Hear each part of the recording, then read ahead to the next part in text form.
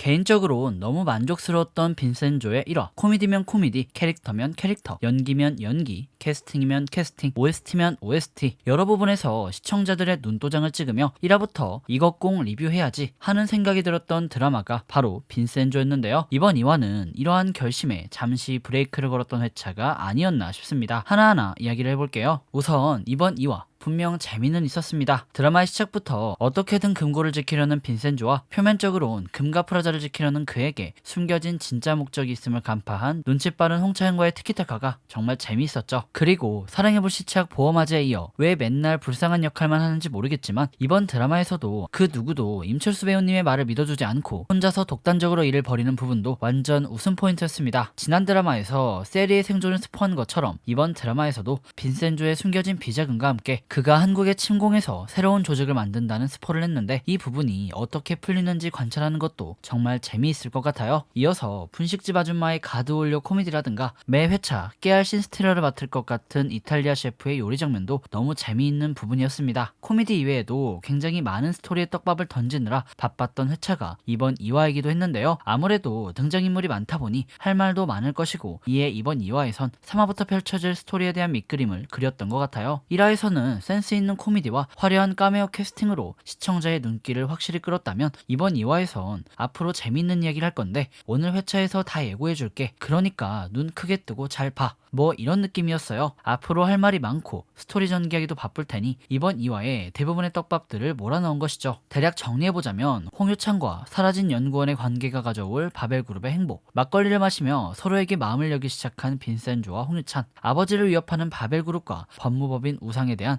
홍차영의 행동 변화와 드라마의 마지막 홍차영이 갖게 된 빈센조에 대한 감정, 최명희 검사의 우상으로의 스카웃, 하키 퍽으로 바벨그룹 회장을 패던 진짜 또라이 실세의 정체, 바지 사장처럼 보이는 바벨 회장의 진짜 얼굴 등 이번 2화에서는 진짜 많은 이야기가 등장했어요. 때문에 드라마의 편집점이 전반적으로 산만한 감이 있었다고 생각합니다. 빈센조와 차영 중심으로 이야기를 펼치며 여유로운 모습을 보여줬던 1화와 달리 이번 2화는 다소 성급했다는 느낌이 많이 든다는 겁니다. 이 부분은 정말 아쉬운 부분이에요. 더불어 이번 2화 거의 대부분의 장면에 OST가 들어가 있었습니다. 심지어 대부분 서로 다른 음악들이에요. 지난 1화 리뷰에서 OST 활용이 좋았다는 말씀을 드린 바 있는데 이번 2화는 OST가 의미 없이 활용되는 느낌을 많이 받았습니다. 특히 우상 대표가 술자리에서 최명희 검사를 스카우트하는 장면 같은 경우 인물들의 대사와 반응 연기가 중요한데 OST 때문에 대사에 집중하기 어려웠던 부분이 있었다고 생각합니다. 이러한 장면 이외에도 몇몇 장면에서 과한 OST 때문에 몰입이 안 되었던 부분도 있었고요. 음악이 극중 상황의 분위기를 설정해주는데 상당히 중요한 역할을 한다는 건 누구나 다 아는 사실입니다만 때론 별다른 음악이 없어도 인물들의 숨소리와 그로 인해 전달되는 감정 한 올 한 올이 장면의 분위기를 형성하기도 합니다. 드라마가 배경음을 적절하게 사용해 주었으면 하는 바람이 생겼던 2화였습니다. 이어서 드라마의 톤에 대한 이야기를 해볼게요. 드라마 빈센조는 다소 과장된 연기 톤을 보여줍니다. 어떤 면에선 연극을 보고 있나 착각할 정도로 배우들의 과장된 연기가 눈에 들어와요. 누구에겐 이러한 부분이 다소 불편하게 다가올 수 있다고 생각합니다. 하지만 저는 좀 다른 입장에서 이해할 필요가 있는 부분이라고 말씀드리고 싶습니다. 드라마의 기획 의도를 참고하면 이 작품의 주제는 마피아도 범죄 조직도 없는 깨끗해 보이는 대한민국에 도사리고 있는 코리안 까르텔, 재벌, 언론, 정치인 등에게 눈눈 이의를 실현하자는 것입니다. 즉 정의에 대한 이야기라는 것이죠. 그리고 부연 설명이 붙습니다. 나쁜 사람들에게 하는 독한 복수가 정령 실현 불가능할지라도 드라마에선 해보겠다. 즉, 이 드라마는 우리가 정말 바라지만 정작 우리네 현실에선 불가능할 수 있는 일들을 드라마를 통해서라도 이뤄내며 우리 현실에 희망을 전달하겠다는 의도를 갖고 시작되었습니다. 이를 통해 보자면 극에 등장하는 다소 과장된 상황들은